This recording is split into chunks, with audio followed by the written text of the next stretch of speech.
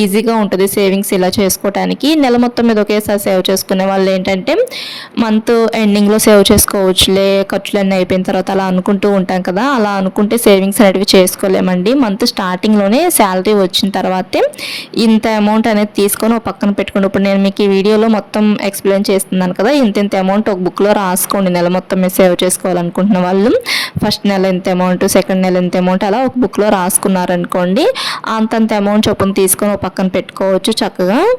అంటే శాలరీ వచ్చిన స్టార్టింగ్లోనే మనం ఈ డబ్బులు అనేటివి సేవ్ చేయాలనుకున్న డబ్బులు తీసుకొని పక్కన పెట్టుకున్నాం అనుకోండి, మనకు కూడా కొంచెం భయం అనేది ఉంటుంది.